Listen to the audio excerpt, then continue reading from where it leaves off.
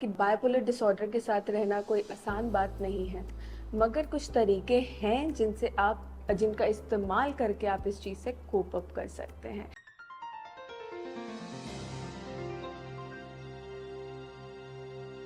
Medicines बहुत help करती हैं हमारे न्यूरोट्रांसमीटर को बैलेंस आउट करने में, क्योंकि अगर हम साइकियाट्रिक इलनेसेस या बाइपोलर की बात करें तो हमारे न्यूरोट्रांसमीटर्स इम्बैलेंस हो जाते हैं।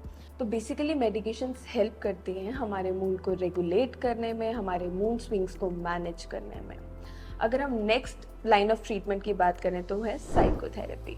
साइकोथेरेपी एक तरह की टॉक थेरेपी है जिसमें हम कुछ तरह की थेरेपीज़ का इस्तेमाल करते हैं। अगर मैं डिप्रेशन में बात करूँ तो स्पेसिफिकली कॉग्निटिव बिहेवियरल थेरेपी बहुत अहम रोल प्ले करती है, along with that dialectical behavioural therapy, जिसमें हम कुछ टेक्निक्स, कुछ स्ट्रैटेजीज या कुछ ऐसे स्किल्स सीखते हैं जो कि हमें हेल्प करता है इस परेशानी को मैनेज करने में। आइए अब हम समझते हैं तीसरी क्या सबसे ज़रूरी चीज़ है। तो सबसे ज़्यादा ज़रूरी होते हैं हमारे लव्ड वंस।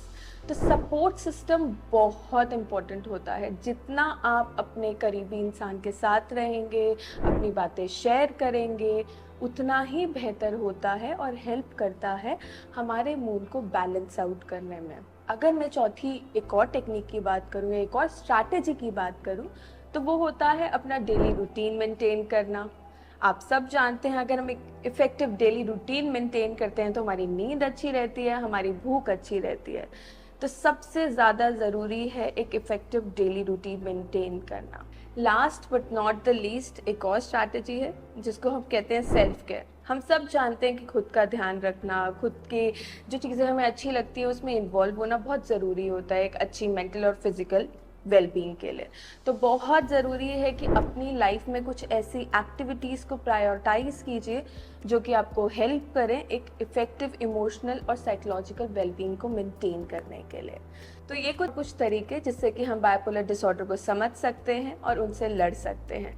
अगर आपको ऐसा लगे कि इन स्ट्रैटेजीज़ को यूज़ करके भी आप चीज़ को मैनेज नहीं कर पा रहे हैं तो जल्द से जल्द मेंटल हेल्थ प्रोफेशनल से संपर्क करें। It's better to prevent rather than cure, right? Thank you.